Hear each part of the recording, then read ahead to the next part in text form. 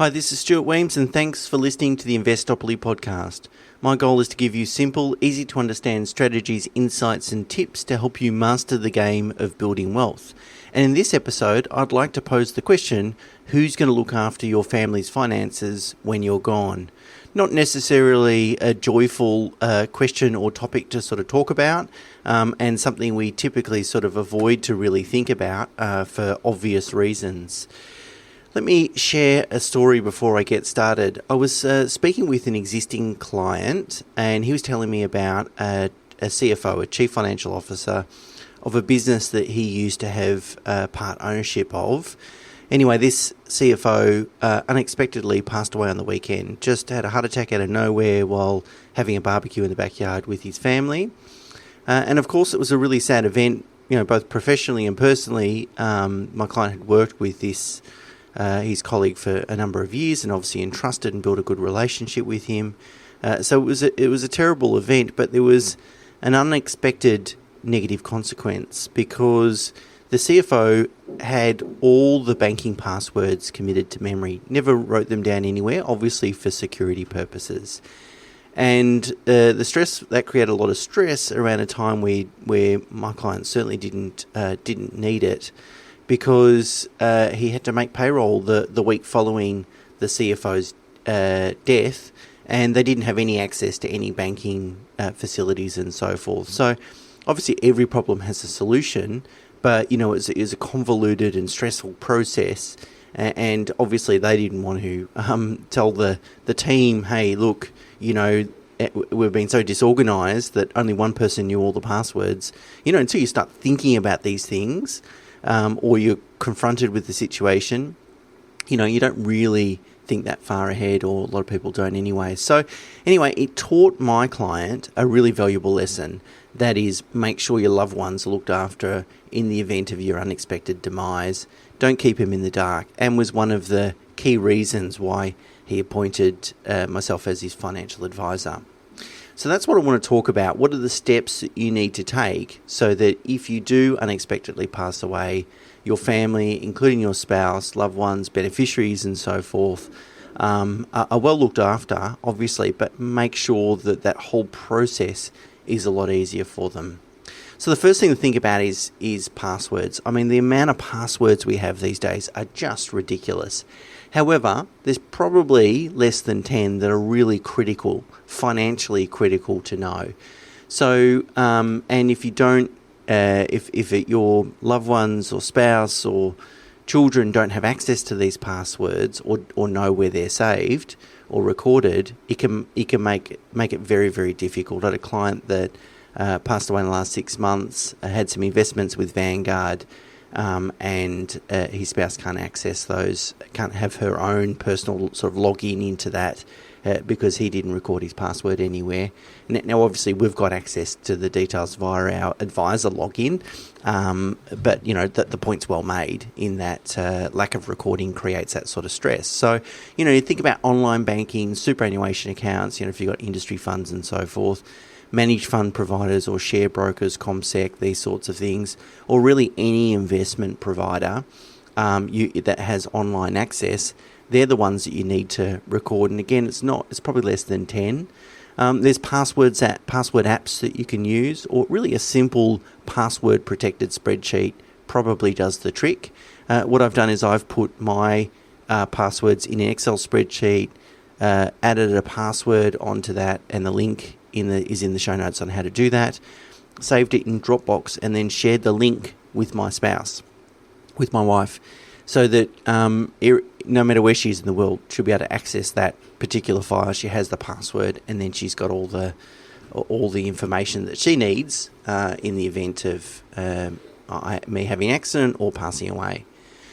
Similarly, you need to have a summary of assets and liabilities. If you pass away, for someone to sit down and work out, particularly if they haven't been involved in the process, to work out, what assets you have where, what bank accounts you have, and what the value of those assets are. That can be a very time-consuming and frustrating process. So you can make it a whole lot easier just by having a simple spreadsheet. And maybe you save it in the same file as all your passwords, but you can at least then set out, here's the property addresses, here's the values, I've got some shares with ComSec, I've got a couple of bank accounts here, here's where's my super is invested, etc., etc. And so that someone, an executor or your spouse, it could be one and the same, has a very clear idea of what is involved in your financial circumstances. The additional information you might put in there is any financial commitments, car leases, loan repayments, these sorts of things, so that they can immediately keep on top of and manage and service any commitments that you currently have before they work out what to do. You also need a list of personal risk insurances such as income protection, life and TPD, and maybe trauma insurance if you have it. Keep a list of the types of policies, the benefit amount, the policy numbers, and then the insurer. Whether it's with a super fund or with a retail provider, which insurer it's with. That way, if you do have an accident or you do pass away, it's possible that your spouse or loved ones can make a claim on your behalf, and they'll know what cover you have. They don't need to go around looking for it or guessing or missing, in fact, cover just because they don't know it exists. You need to also have a contact list. So, your spouse or loved ones really need to know who to contact, who to speak to for what different things. So keep a list of any trusted advisors, including a description of what they do for you and when to contact them. So people like financial advisors, accountant and tax advisor, insurance advisor, estate lawyer, which is really the person who drafted your will, mortgage broker or banker. These sorts of people, you really need the contact details and when to reach out to those people for particular help. Discussing your investment strategy with your spouse or loved ones is also an important thing to do, in particular so that they know what the future plan is, and then in the event of your death, what they need to be doing or do. That is, whether they should sell assets, repay loans, invest insurance proceeds, what to do with your super, these sorts of things. This is particularly important if your spouse or loved ones either has little involvement in the financial management of your family's finances every day, or has very little interest in that, or both. It's very important to do, because obviously if you pass away and your spouse doesn't have any clarity or understanding of these things, then that normally creates anxiety and stress at a time, obviously, when they don't need a lot of additional anxiety and stress, a time when that's emotionally painful and already very, very stressful.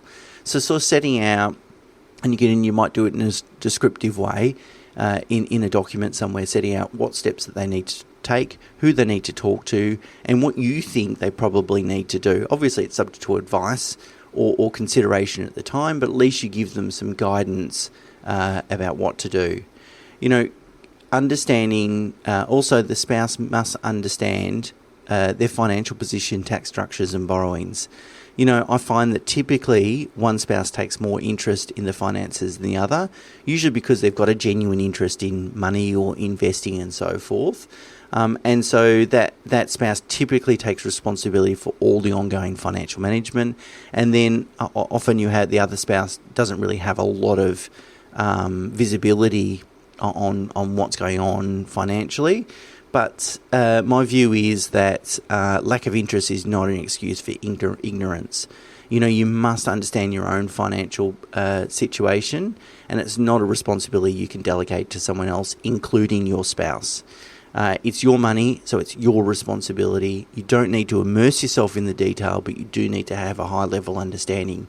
So if you're the spouse that's primarily responsible for making the financial decisions, and if you're listening to this podcast, chances are that's true, then you really need to sit down with your spouse or loved one and explain how things are structured, how it's all set up, and what they need to do, and any sort of key information. It won't take less than half an hour.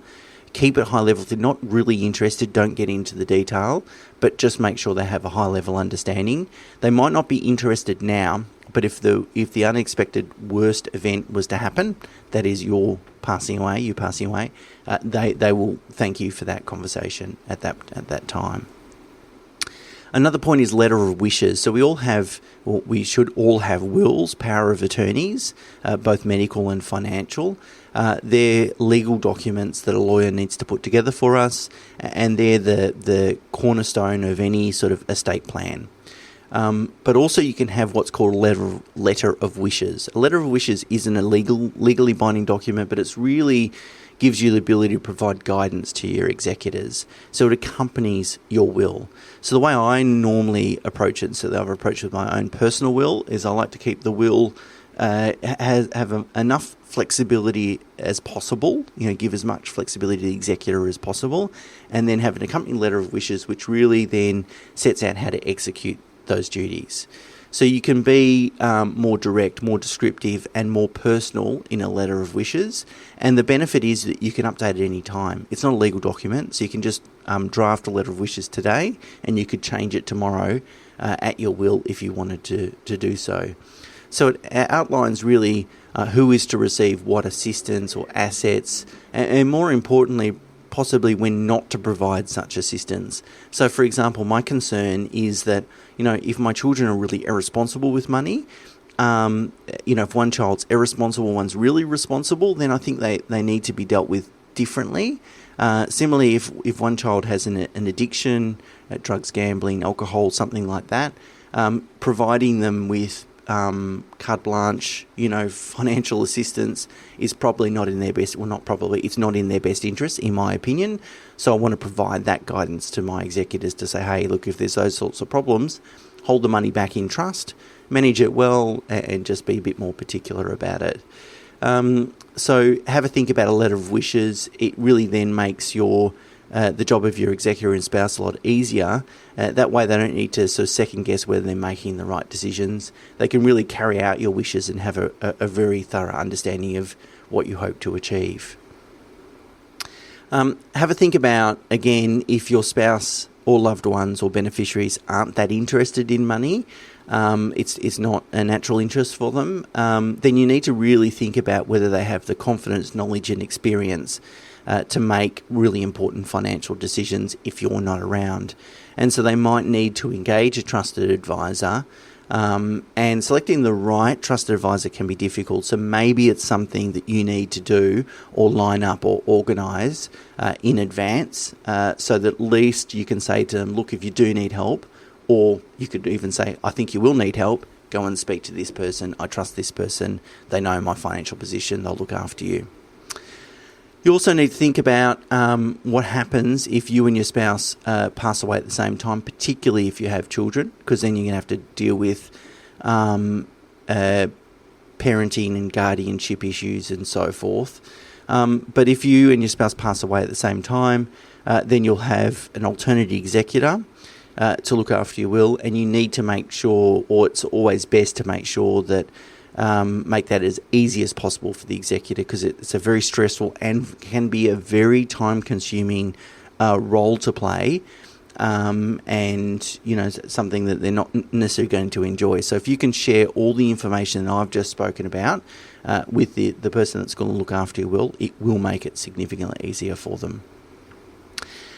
Obviously, now I've got a vested interest in saying this, so I'll certainly declare that from the beginning, but obviously having a financial advisor is a really simple solution to all these problems, because that way you can say to your spouse or loved ones, you know what, this person knows everything about my situation, I trust them. In the event of my death, go and make an appointment with them straight away, and they'll tell you exactly what you need to do and lay out the lie of the land and so forth. And you can even have a letter of wishes and give it to your financial advisor, so they know exactly the sort of advice and so forth that they would appreciate providing their loved ones and so forth. And particularly if your spouse is, again, less financially minded, it's really good, or it gives you the comfort that you know that they're well looked after and they won't be burdened with the sole responsibility to make all really important financial decisions without independent counsel and support. So let me finish on a high note. Let me say that I hope you enjoy a long and healthy life from here on in. We hope that that your ultimate demise isn't round the corner, and let's face it, none of us plan to die tomorrow. But for the sake of our loved ones, it's always good to ensure everything's organised, everything's set out exactly how I've explained it. That way, if the worst is to happen, you know you've done your best to help that transition, to help that situation as much as possible. So there you go. As always, all the information and links are in the show notes, as well as the blog on our website. So certainly take a look at that. And until next week, bye for now.